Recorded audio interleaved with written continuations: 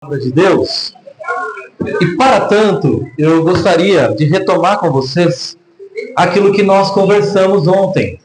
Algumas pessoas não estavam, mas eu quero retomar rapidamente, só para a gente estar na mesma página, embora nós tenhamos falado várias coisas. Basicamente, o que nós falamos a partir de ontem, tá tudo bem, hein? Então tá bom. O que nós falamos e temos refletido aqui no nosso encontro é sobre esse tema, discípulos no plural. E que nós falamos muito sobre o fato de que a igreja, ela não é uma coisa ou um lugar. A igreja é uma pessoa.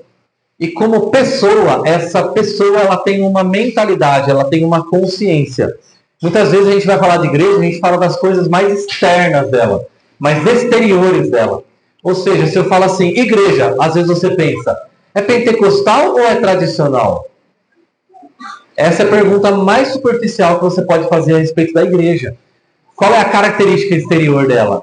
É a mesma coisa que eu falar de uma pessoa e você perguntar para ela assim, mas ela usa calça, ela usa bermuda ou ela usa saia? Isso é a coisa mais exterior, superficial que você pode falar de alguém. Porque a igreja ela é uma pessoa. E muitas vezes a gente está preocupado, eu acho melhor as crianças não ficarem ali, senão elas vão atrapalhar. Você pode tirar ela dali? Tá. Essa é a característica mais superficial da igreja. Dizer se ela é arminiana ou calvinista, se ela é tradicional ou pentecostal, se ela é mais avivada ou se ela é mais quieta, se ela se reúne no centro ou se ela se reúne no bairro. Todas essas coisas são extremamente objetivas e superficiais. A igreja ela é uma consciência que nós desenvolvemos. É um conhecimento e um relacionamento. E a gente falou bastante sobre isso. Por quê? Porque nós falávamos ontem que a criação de Deus revela o seu poder. Então você quer se sentir perto de Deus? Quer se sentir perto de Deus? Vai contemplar o poder dele através da natureza da criação. Quantas pessoas já não falaram, nossa, fui na cachoeira, ou fui onde? Fui na praia, fui na montanha, fui no mato, fui na trilha, passei o dia inteiro vendo as árvores, eu me senti muito perto de Deus. A criação, ela revela o poder de Deus. E contemplar o poder de Deus através da criação pode fazer com que você se sinta perto dele. Contudo, nós, e você e eu, não podemos conhecer quem Deus é através da criação. A criação não revela quem Deus é. A criação revela o que Deus pode. Então, se você pergunta, o que Deus pode fazer? Você vai para onde? Para a criação. Mas se você pergunta quem Deus é, você vai até onde? Melhor, você vai até quem? Você vai até Cristo. Porque só Cristo pode dizer quem Deus é. E aí que está. Se você quer estar perto de Deus, você vai até a criação. Mas se você quer ser parte de Deus, você vai até Cristo. A criação pode levar você, no máximo, para perto de Deus. Mas é Cristo que te torna parte dele. Esse é o grande ponto.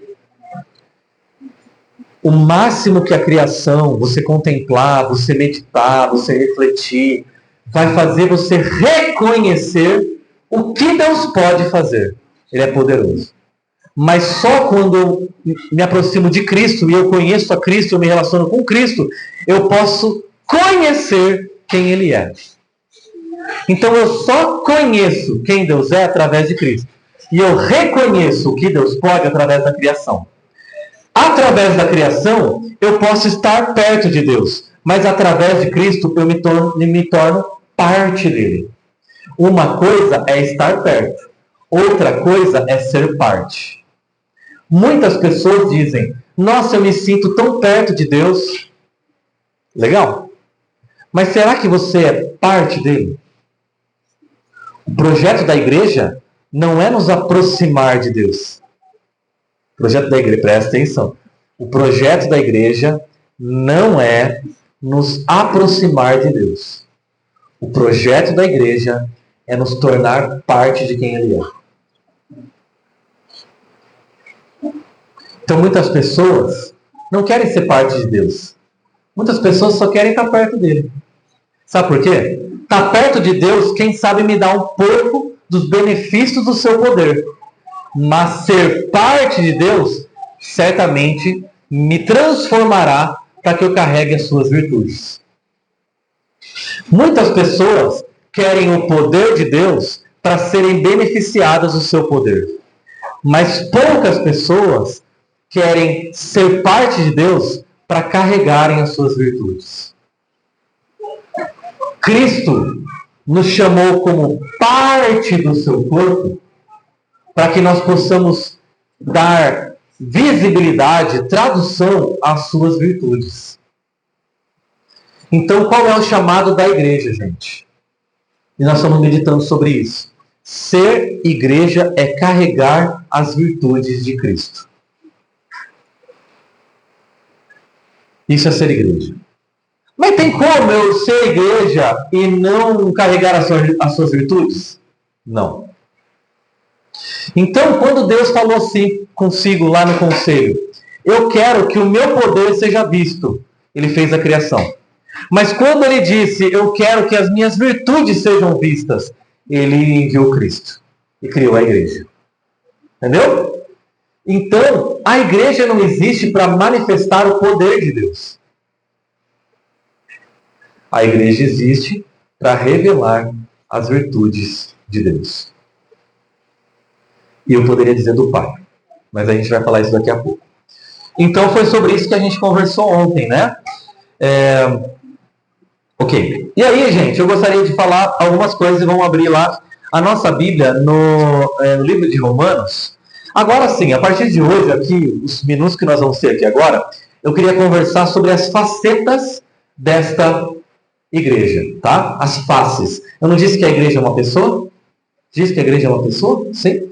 Então tá, ó. Vem aqui, a Najara levantou. Najara, vem aqui, Najara, vem aqui, Najara, vem aqui, Najara, vem aqui. Eu ia falar aqui, claro, mas vem aqui. Eu não disse que a igreja é uma pessoa? Sim? A igreja é uma pessoa, é a noiva de Cristo. Então eu não estou falando sobre uma coisa aqui.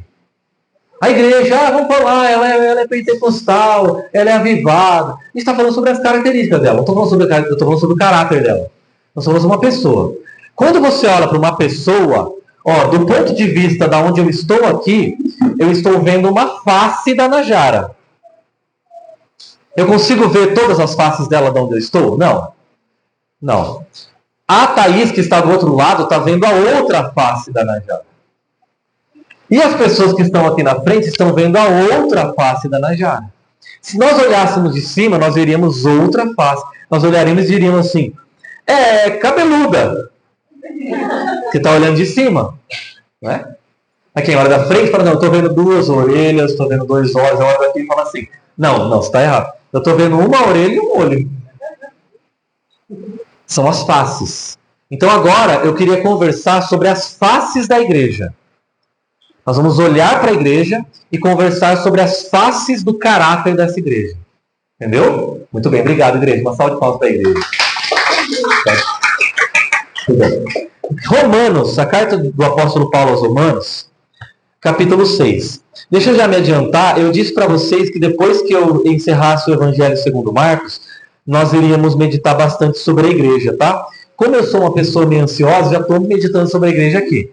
Mas depois que a gente acabar o Evangelho de Marcos, nós já estamos no capítulo 13. Domingo agora nós entraremos no capítulo 13, em que Jesus responde a pergunta dos discípulos quais serão os sinais da sua vinda, tá?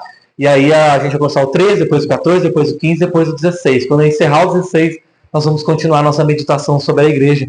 Por isso que eu nem tenho pressa, a gente vai falar bastante sobre a igreja, tá? Vamos lá, Romanos 6, sobre nós. Sobre nós. Sobre mim, sobre você. 6, versículo 3 e 4. Posso ler? Olha lá, uma face da igreja, hein? 6, 3 e 4. Posso ler? Ou vocês... Pode ir? 6, 3 e 4. Ou vocês não sabem que todos nós... Ele está falando nós é quem? Ele está falando quem que é nós? Nós é quem? A igreja, todos nós, toda a igreja, que fomos batizados em Cristo Jesus, fomos batizados em sua morte. Verso 4. Portanto, nós fomos sepultados com ele na morte. Através do que nós somos sepultados com Cristo na sua morte? Através do batismo. A fim de que, com que propósito nós somos batizados? A fim de que, assim como Cristo foi ressuscitado dos mortos mediante a glória do Pai, também nós vivamos uma nova vida. Então esse aqui é o versículo. Por que eu escolhi esse versículo para falar sobre a igreja? Eu poderia escolher muitos outros. Esse aqui é uma face da igreja. Qual é a face da igreja? Uma das faces do caráter da igreja é que ela não quer exercer controle. A igreja, ela já se entregou. Ela não quer exercer controle. E aí você fala assim, mas de onde você tirou o controle? Bom, o que ele disse aqui? Que todos nós que somos de Cristo, fomos batizados em Cristo, nós somos batizados em quê? Nós somos mergulhados, nós somos entregues a quê? A morte. Quando nós fomos batizados, quando a igreja foi imersa, submersa, ela foi mergulhada na morte de Cristo. Então a igreja é composta por aquelas pessoas que já entenderam que não tem controle sobre a sua própria vida e sobre a vida de ninguém. Quando é que ainda eu estou lutando contra o fato de ser igreja? Quando eu ainda estou tentando exercer controle sobre a minha própria vida. Quando eu ainda estou tentando controlar, ou ainda, na verdade, tentando, né? Achando que eu consigo ter controle sobre a minha própria existência. O que é igreja? Igreja é quando eu desisto. Eu digo assim, Deus, tá bom, desisto. Minha vida não é mais minha. Eu estou tentando, eu vou parar de brigar com o Senhor para assumir o controle. Imagina um carro e eu estou lá dirigindo esse carro, mas eu percebo que há tantas variáveis desse carro, o motor, a pista, o câmbio, há tantas variáveis nesse carro que eu não tenho controle. Então eu estou lá tentando dirigir, mas eu não estou dando conta de tantas coisas. Então eu já percebi que não dou conta, mas eu olho para o lado e aí Jesus diz para mim assim, eu sei controlar, deixa comigo. Então eu pego esse controle, eu pego essa direção e dou na mão dele. E aí a gente vai para onde ele quer que a gente vá. Dá um desespero, às vezes, quando Jesus começa a pegar umas curvas, pegar uns caminhos, a gente fala assim, não, por aí não, você estou no controle. Vai comigo, a vida está aqui. A gente falou sobre para onde a vida vai, né? Há uns tempos atrás. A vida vai por aqui, fica tranquilo. Mas aí parece mato, Deus. Não, nós vamos aqui. Aí parece perigoso, né? Aqui é o caminho. Eu sou o caminho, vamos aqui. E vai. Então, a igreja é aquela pessoa que já não tenta mais brigar com Deus em busca de exercício de controle, mas já entregou a profundidade. Por que eu estou falando de batismo? Porque o batismo, gente, ele é um ato de entrega. É você mergulhar numa profundidade onde não dá pé. O meu irmão outro dia foi nadar na cachoeira com os amigos. E quando ele chegou lá na cachoeira, o Renan, ele falou, vamos nadar, tá? Meu irmão não sabe nadar. Aí ele sabe nadar onde? Onde dá pé. Aí ele não sabe, né? Então, ele fica lá com o pezinho lá no fundo, né? Tá abaixo do nariz o nível da água, tá tranquilo, né? E aí ele tá lá. E aí ele foi fazer um mergulho, e aquela cachoeira, bem abaixo da cachoeira, eu acho que tem a ver com a pressão da água, fez com que tivesse um buraco ali. Um buraco bem grande. Até acho que em função mesmo, né, da queda da água. E fez um buraco muito, muito forte. E o que aconteceu? Ele foi mergulhar ali e ele não conseguiu mais encontrar um lugar para apoiar o pé. Então ele começou a afundar. E a cachoeira caindo, fazendo pressão de cima para baixo, ele começou a tentar nadar para cima. Mas eu falei, ele não sabe nadar. Então ele começou a tentar subir, ele não conseguia mais subir. Até que chegou um momento em que ele desistiu. Ele falou pra gente, ele desistiu. Falou assim, chegou uma hora que eu já não tinha mais força, não tinha mais fôlego, eu não conseguia mais segurar, e eu desisti. Tipo, já era, morri. Morri com meus amigos aqui na cachoeira. Veio a notícia, tipo isso. Até que um amigo dele que sabia nadar mergulhou, tirou ele de lá. O batismo, ele é isso. Eu mergulho e eu digo, Deus, não dá pé. A vida não dá pé para mim. A vida é muito profunda, eu não dou conta. Eu vou morrer aqui. E a gente desiste. A gente larga. No momento em que a gente para de tentar se debater, você sabe que você não pode salvar uma pessoa que está se debatendo, né? Senão ela faz o que com você? Ela afoga você junto. Você tem que fazer o quê? Você tem que desistir. No momento em que você desiste, Jesus faz o quê? Pega você e aí sim. Então você tem que morrer para ele ressuscitar você. Isso é o batismo. Nós precisamos passar, assim, o batismo ele é essa identificação com Cristo na sua morte. Quando Cristo se entregou à morte, gente, vamos lá. Cristo mostrou alguma resistência à morte? Zero. Porque sabe o que ele está dizendo? O cabeça da igreja é assim que morre. Deixa eu ensinar vocês como é que morre. Estão vendo como é que morre, gente? Beleza. O traidor vai trair, ele nem dificulta. Você viu que Judas não teve dificuldade para trair Jesus? Nenhuma dificuldade. Judas, você vai lá, faz rápido, tá bom? Qualquer coisa, estou aqui, você já sabe o meu endereço. Tranquilo. Quando os guardas vêm, ele dificulta? Não. Vai ser interrogado? Ele dificulta? Não. Nem pelos religiosos, nem por Pilatos. Os guardas vão prendê-lo. Ele fica se debatendo? Não. Ele morre em paz. Sabe que ele está... A pedagogia da morte de Cristo é dizer para mim e para você, para de se debater. O batismo é o dizer assim, ó, Deus, desisto de tentar brigar com o Senhor. Agora a minha vida, eu estou morto para esse mundo, para viver para o Senhor. E agora o texto fala, também nós vivamos uma nova vida. É possível, pergunta séria aqui, é possível ser igreja sem batismo? Tem como ser igreja sem batismo? Eu estou falando de uma face do caráter da igreja. É impossível. Eu não estou falando sobre uma cara... Você percebeu a diferença? Eu não estou falando sobre a característica. É possível ser igreja sem ser pentecostal? É possível ser igreja sem...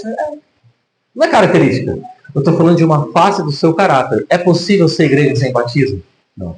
É possível ser igreja sem morrer? Não. Eu preciso morrer para as minhas tentativas, para os meus modos, para os meus métodos de viver. Na hora que eu desisto e paro de me debater, paro de tentar dar tapa, paro de tentar brigar, paro de tentar nadar, eu não sei. Naquele momento, uma mão atravessa a superfície da água. E aí eu observo, aí eu paro. Na hora que eu vejo aquela mão, eu agarro nessa mão. Eu tenho esperança. Aí sim eu encontrei a vida. Fora disso, eu só estou me debatendo. O que todas as pessoas que não são igreja estão fazendo nesse exato momento? Elas estão brigando com Deus. Quem é a igreja? Igreja não é o grupo das pessoas perfeitas. Igreja é o grupo das pessoas arrependidas, que deixaram de brigar com Deus e agora se renderam ao seu governo, ao seu domínio. Faz sentido? Sim? Então eu aceito que eu não tenho mais controle, mais governo sobre a minha própria vida. Exemplo, se não ficou claro. História do etíope, que estava lá na carruagem. O que acontece?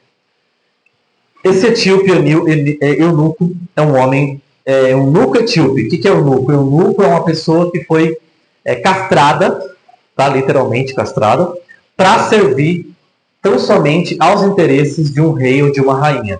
No caso, esse eunuco era servir uma rainha, a rainha Candace, a rainha dos etíopes. Tranquilo. E ele saiu da Etiópia e foi até Jerusalém para adorar a Deus. Tá? Só que tem um detalhe. O que a lei de Moisés fala sobre pessoas que foram castradas em relação à adoração? Elas podem entrar no templo para adorar? Não. Esse homem, que nem judeu era, ele era um gentil, além do fato dele ser gentil, ele era castrado. Ele era um eunuco, que servia a uma rainha pagã. Pegou a carruagem dele, ele era um homem rico, e foi de carruagem até o templo em Jerusalém. Você acha que ele conseguiu? O pessoal falou, oh, que bom que você veio, seja bem-vindo. Tinha o pessoal com uma placa assim, seja bem-vindo, visitante, vamos adorar a Deus. Não tinha. O pessoal falou, você não é eunuco, sou. Ih, rapaz. É que tem uma parte da nossa lei aqui que dá uma limitada na sua adoração. Você não pode adorar a Deus como você acha. Beleza.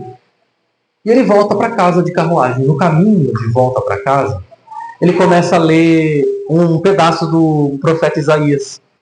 Aquele pedaço que diz assim, que ele foi ao matador, como ovelha muda, ó, que não, uma ovelha que não, diante dos seus tosqueadores, uma ovelha muda, que se entregou, que se sacrificou, que os nossos pecados, as nossas enfermidades estavam sobre ele. Ele começou a ler, provavelmente em voz alta. E naquele exato momento, eu gosto daquela expressão que eu usei semana passada, né? Niki que ele estava lendo o profeta, do lado de fora da carruagem, quem estava lá? Filipe, o evangelista. Ele ouviu a leitura de Isaías. Aí ele ouviu a leitura de Isaías, ele só deu aquele toque na carruagem. Aí ele falou, você sabe o que você está lendo aí? O eunuco, que não conseguiu nem entrar no templo direito, falou assim, olha, como é que eu vou entender se uma pessoa não me explicar? Lá no templo não conseguiram me explicar, porque eu nem participei da adoração. Aí o Filipe falou, eu posso subir com você aí? Na carruagem? E a carruagem segue sua viagem agora com o Filipe. E a partir daquele texto, a Bíblia diz, o Filipe começou a explicar, a contar as boas novas a respeito de Cristo que morreu por nós e ressuscitou. E nele nós temos esperança de vida eterna, porque Deus fez de Jesus o Senhor da história. E aí ele contou.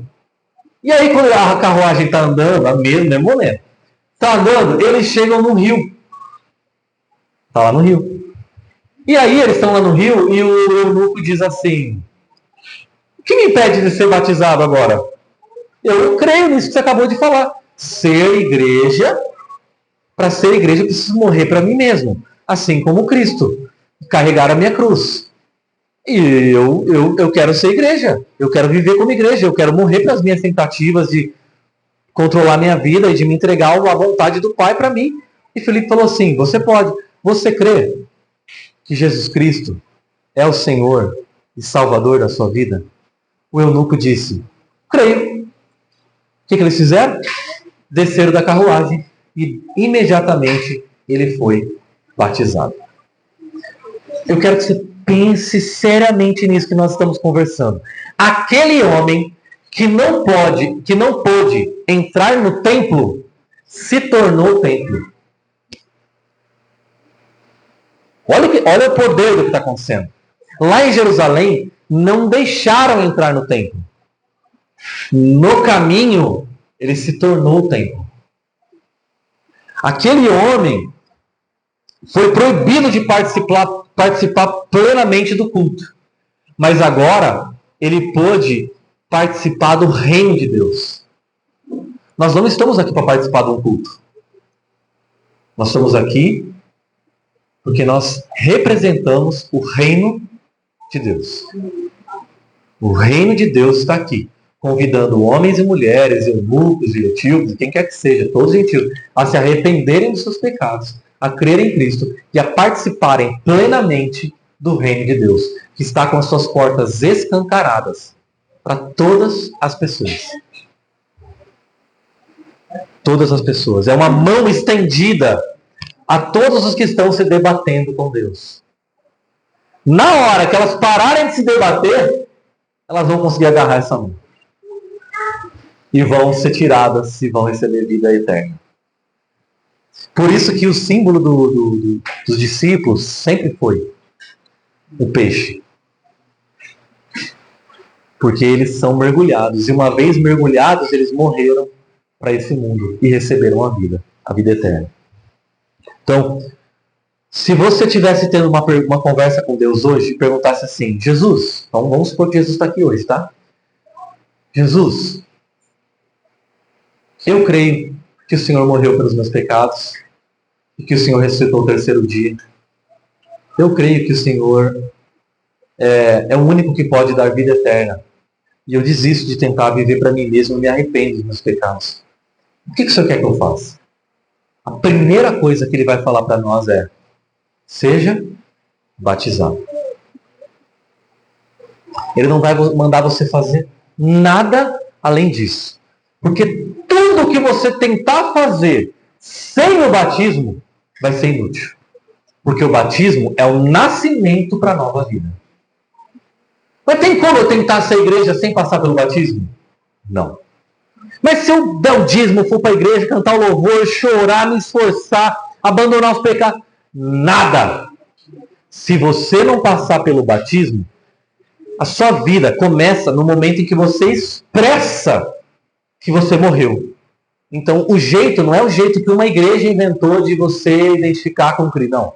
Jesus disse, vão e batizem. O batismo não é uma invenção da igreja, das pessoas, dos seres humanos, não. Quem inventou o batismo é uma ideia de Deus. Então, quem manda você ser batizado não é o pastor, não é o bispo, não é o apóstolo, não é o padre, não é o papa. Quem manda você ser batizado, se você crê e se arrepende, é o próprio Cristo. É como se ele estivesse dizendo assim, ó, sem batismo, sem conversa. Sem batismo, sem conversa. Vamos começar a conversar na hora que você for batizado. Esse é o ponto. Tá? Ficou claro isso? Esse aí foi um ponto, eu tenho mais 8. É nada, tô brincando. É que eu gosto de deixar claro. Beleza, segundo. Deixa eu ver aqui. Isso, olha só que bom. Segundo, João 17, 21. Eu não costumo fazer estudos bíblicos que sejam, como fala? Assim, temáticos de ficar pingando na Bíblia em versículo. Vocês sabem disso, né? Mas hoje eu estou fazendo isso. Achei que seria bom. Às vezes é bom, né? João 17, 21. O que diz? Esse aqui, ó, eu e meus alunos lá na escola, nós memorizamos esse versículo. As crianças lá de 8 anos memorizaram esse versículo. Diz assim, ó. Para que todos sejam um. Pai, como tu estás em mim e eu estou em ti, que eles também estejam em nós, para que o mundo creia que tu me enviaste.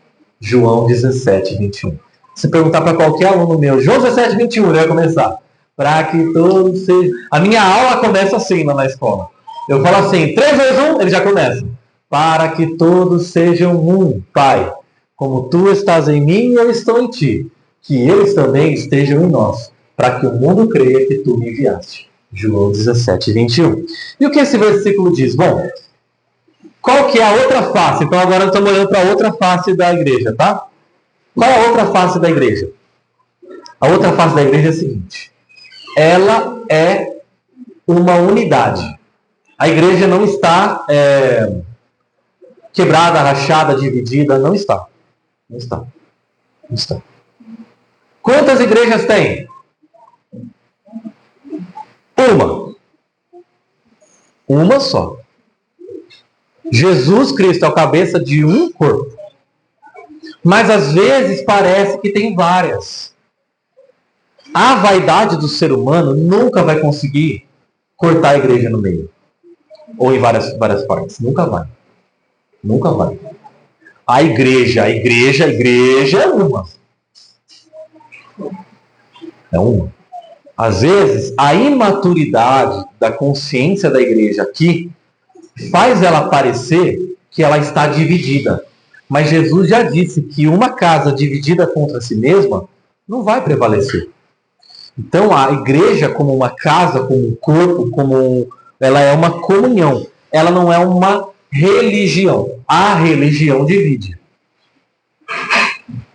A religião divide. Eu não entregaria a minha vida a uma religião. Eu não dedicaria a minha vida a uma iniciativa religiosa. Porque a religião divide. Se você sentar com seus parentes, amigos, colegas, e começar a conversar sobre religião, sabe como é que essa conversa vai acabar? Em morte, em briga. Quem tá certo? Eu nunca vi nessa minha vida, que não é longa, né, dona Ana? Nunca vi, mas a dona Ana, certeza também nunca viu. Uma conversa sobre religião e uma pessoa sai de lá falando assim, ó, é verdade. Realmente eu estava errado o tempo todo e você está certo. Eu nunca vi isso. Nunca vi. Normalmente as pessoas saem de lá mais separadas do que estavam quando começaram a conversar. Porque a religião, ela divide. E é por isso que quando Jesus fala esse versículo, ele diz assim, ó, para que todos sejam um Pai. Ele está falando com quem? Com quem ele está falando? Com Deus, mas ele chama Deus como Pai. Qual é o caráter da igreja? Ela conhece Deus como Pai. E o Pai só tem filhos. Qual que é o problema da religião? Ela só reconhece Deus como Deus, mas ela não conhece Deus como Pai. Só. Ó, Jesus disse assim, ó, eu sou o caminho, eu sou a verdade e a vida. Ninguém vem ao Pai. Ele não falou ninguém vem a Deus. Por que ele falou ninguém vem a Deus? Porque para você reconhecer Deus, você precisa de Jesus? Não precisa. Jesus não veio para fazer as pessoas acreditarem em Deus. Isso aí a criação já sempre diz que tem Deus, né? Eu sei que é surdo que nunca ouviu. Mas a criação sempre está dizendo que Deus existe. Jesus não veio falar que Deus existe. Jesus veio revelar que o Pai nos ama. Então ele não veio para dizer, vem ao Pai. Vem a Deus, mas vem ao Pai. Então ele veio nos tirar da religiosidade que só reconhece Deus e nos inserir na comunhão que conhece o Pai. Então Jesus veio nos reconectar com o Pai, para que nós possamos parar de tentar se relacionar com Deus a partir dos poderes da divindade e possamos começar a nos relacionar com Deus a partir de um Pai que nos ama. Então, se eu começo a conversar com Deus como Pai, fica muito mais fácil eu ver no outro um irmão. Mas se eu olho para Deus e só vejo Deus, o outro tem um Deus diferente do que eu estou vendo. Você está vendo Deus diferente de mim? Então você é de uma outra religião e eu sou dessa. Vai para aquela sua religião e eu fico nessa. Mas se eu olho para Deus e vejo o Pai, você é o meu irmão. Jesus não veio criar uma religião que vai ser devota de Deus. Jesus veio revelar o Pai para que nós possamos ser uma família de irmãos. Uma igreja é um corpo, uma família de irmãos. E quando é que o mundo vai olhar e ver que tem um Pai? Para que todos sejam um, Pai. Como tu estás em mim e eu estou em ti, que os meus discípulos estejam em nós. Para quê? Para que o mundo creia que tu me enviaste. Como é que o mundo vai crer que o Pai enviou o Filho? Quando a igreja amar uns aos outros como irmãos. Então, o mundo vai olhar e vai falar assim, realmente, o Pai enviou o Filho. Como? Ué, Quando você olha para a igreja e vê os irmãos amando uns aos outros.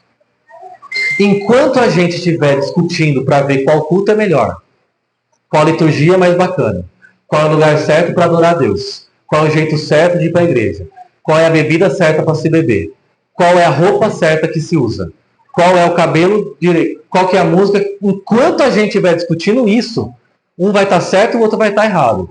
Quem vai estar certo? Lógico que sou eu. Qual é o Deus certo? É o Deus da minha visão. Qual é a teologia certa? É a minha. Agora, no momento em que eu passo a ver Deus como Pai, todas essas coisas, elas são reduzidas. Eu olho para o outro e vejo o irmão. Jesus, ele não veio para poder explicar a melhor teologia. Pessoal, o jeito certo, ele não aparece e fala assim, gente, o jeito certo do culto é esse. Começa com a música. Depois vai fazer uma oração. Assim, ama uns aos outros. Mas Jesus, vai para onde começa? Olha para o lado e já começa. Jesus, mas qual que é o protocolo? Qual que é a liturgia? Qual que é a sequência? Ama. Aí depois que você acabar, você ama de novo. Aí depois você ama de novo. Aí quando você acabar, você fala assim, tô amando muito. Você nem está começando, ama mais. Essa é a sequência que eu tenho para vocês. Um novo mandamento eu dou para vocês. Amem uns aos outros. Como? Como eu os amei. Olha só. Presta atenção nessa frase. Não é como você se ama. Não é como você acha que o outro tem que ser amado. Qual que é o padrão do amor que Deus nos dá? Como eu amei vocês. Esse é o padrão. Ah, mas eu acho que o amor... Então fica com o seu achismo, porque o amor está revelado. Mas eu sinto que o amor... Fica com o sentimento. O amor já está revelado. Mas eu penso, mas eu acho, mas eu sinto, mas eu quero que o amor...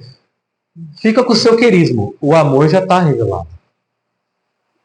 É do jeito que Jesus nos amou. E qual é a medida do amor de Jesus? Autossacrificial, radical, sem medida, que não pensa em si, que não tem ciúme, que não arde em ciúme, que não se irrita com facilidade, que pensa sempre no outro e não em si mesmo, que sempre serve, outro centrado. Jesus falou assim, deixa eu tentar colocar para vocês uma figura de amor. Um pai tinha 2 filhos. O mais novo disse para o pai, pai, olha a figura do pai, do filho, você está entendendo já? Pai, eu quero a minha parte da herança. O que esse filho acabou de dizer para o pai sem dizer? Morra! Dá a minha parte da herança, não quero a sua presença, eu quero mais o seu presente. Estava fazendo as contas aqui, acho que eu tenho bastante. O pai é dono de muitas propriedades, vende uma aqui, vende um pedaço lá, loteia aqui, vende tudo, pega e dá para o filho. O filho pega o dinheiro e vaza. Lá longe, olha como é que ele foi para longe. Lá longe, o que ele faz com o dinheiro? Torra. Torra com o quê? Dando para os pobres? Não. Torra no barzinho, na casa de prostituição, jogos. Que é uma maneira rápida de torrar é jogo de azar, cassino, Las Vegas. Pensa no sonho de todo jogador de futebol da ponta que tem todo o dinheiro do mundo. Foi lá que ele estava lá. Estava lá o jogador e ele estava lá no meio. Torrou tudo. Mas uma hora, gente, o que acontece com o dinheiro? Acaba. E ele foi decaindo. Arrumou um trabalho de servente, mas foi caindo. Chegou uma hora que ele estava cuidando do quê? Porco, que é o serviço mais sujo que um judeu pode ter, que o porco é considerado um animal impuro, eles não deveriam nem estar perto. E ele estava tão ruim, que ele olhou e falou assim, rapaz, eu estava querendo comer essa comida do porco, de tão feio que a coisa estava para ele. Ele falou, já sei, na casa do meu pai, ele falou assim, na casa de Deus, né? Na casa de Deus, se eu fizer a oração certa, se eu fizer certo, não. O meu pai, se eu lembro alguma coisa dele, ele é um homem muito generoso. E se ele me tratar como funcionário porque filho eu já não sou mais filho. Já, essa possibilidade já era. Se ele me receber como funcionário, eu estou melhor do que aqui. Então eu vou. Quando ele se põe ao caminho, lá no caminho de volta, o que o pai vê? O pai que já estava apoiado na cerca, ele olha de longe e ele reconhece o filho pelo jeito de andar do malandro, né? Certeza que ele andava que nem malandro. O jeitinho meio malandro de andar, ele dá uma olhada de longe, ele vê o filho. O que qualquer pai faria? Eu falando um pai bom. O que um pai bom faria? Nossa, mas esse menino estava lascado. A Bíblia fala que quando esse pai vê o seu filho ao longe, o que ele faz? Corre. Não é que ele fica esperando, não. Ele corre na direção. E ele vai mais rápido do que o filho. Ele tem mais vontade de perdoar do que o filho de ser perdoado. E ele corre, naquela época, era uma vergonha, porque um senhor correr. Tá? Um senhor. E como é que o senhor? Eles usavam túnica. Então como é que esse senhor tinha que correr? Como é que mulher corre com saia? Sim, ó. Ele mostra as canelas dele. Então foi a cena mais vergonhosa do mundo, um senhorzinho levantando as canelas e aquela poeira correndo na direção do filho. O que você pensou? Vai matar o moleque. Vai esganar ele, vai pegar pelo pescoço. E o menino, eu acho, no lugar do menino, eu vendo aquele homem vindo na minha direção, eu já ia fazer igual o Seu Madruga, né? Já só se protege. Mas o que aquele homem faz? Ele dá um abraço. Ele não pergunta. Qual que é a sua teologia? Qual é a sua visão da igreja? Qual que é o seu jeito que você acha que... Não. Ele abraça. Porque ele não está vendo um estranho. Ele está vendo um filho. Ele abraça, coloca o calçado, põe um anel de volta e diz: você aqui, você é filho. E o menino entra em casa. Ele fala: prepara um churrasco. Tá preparando? Pega o melhor, é bonito na Bíblia, porque ele fala assim, ó. Pega o boi. Ele não fala assim, pega um boi. Ele devia ter vários. Mas quando ele fala assim, pega o boi, é aquele. Entendeu? Aquele que o outro irmão estava de olho faz tempo, é aquele mais parrudo. Pega o boi lá. Hoje tem churrasco. Detalhe, o irmão mais velho estava onde? Trabalhando. Ele volta, ouve o som da música, ouve o som, ouve o cheiro, sente o cheiro do churrasco. O que aconteceu? Aí o empregado fala assim, então, o seu irmão voltou e seu pai matou o boi. Tá todo feliz lá. Que história é essa? Chama meu pai. O pai sai. Perceba que o irmão não entra. É o pai que sai. E ele fala assim, que história é essa? Ah, o seu irmão voltou. O teu filho voltou? Eu não falo meu irmão. O teu filho voltou? Esse que gastou todo o nosso dinheiro e eu nunca comi um cabritinho com os meus amigos e ele come um boi? E fica com raiva. E ele não entra. Sabe por que ele não entra na casa? Porque ele tem inveja do irmão. Ele tem raiva do irmão. E ele não aceita o fato de que o pai ama o seu irmão tanto quanto ele. E ele não consegue chamá-lo de irmão. Sabe qual é o pior problema da igreja? A incapacidade de chamar aqueles que pensam diferente deles de irmãos. Eu já vi briga teológica de pastor falando assim, irmão não. Mas como não? Ele estava com os porcos, deixa ele. Daqui a pouco ele volta. Você não sabe? E se ele voltar agora? E aí? Ele vai ser irmão depois só? O pai abraçou, o menino estava cheirando o quê, você acha? Você acha que aquele menino estava cheirando o quê? E a gente, às vezes, tem pudor de chamar o outro de irmão. É isso que nos divide. Então, qual que é a face da igreja? A face da igreja é uma face de alguém que vê o outro como irmão. Que não está preocupado com religião, mas está preocupado com relacionamento. Acima de tudo. Infelizmente, parece que a gente andou invertendo umas bolas aí. E a gente se esqueceu que o foco principal é o amor do Pai. E não a teologia de Deus. A teologia correta. Eu não estou falando que teologia não é importante. Eu estou falando que o amor do Pai supera qualquer coisa. Esse é o meu ponto. Muito bem. Quanto tempo eu tenho? Já estourei faz tempo. Estourei faz tempo. É até aqui mesmo que eu vim. Tá bom. Quero encerrar? Essas duas faces. Tá bom, duas faces? Igreja tem várias, viu? Depois a gente vai falar sobre várias outras. Eu queria encerrar aqui com o primeiro ponto. Não é com o segundo, não. Vou voltar no primeiro. Primeiro ponto. Qual é o primeiro ponto? Se você não morrer para suas tentativas de viver, você está morto. Se você continuar tentando brigar com Deus e resistir a Deus, você nunca vai poder ser chamado igreja. Então, assim, pergunta: se eu fizer todas as coisas que um discípulo de Jesus faz, sem me batizar, eu sou um discípulo? Não.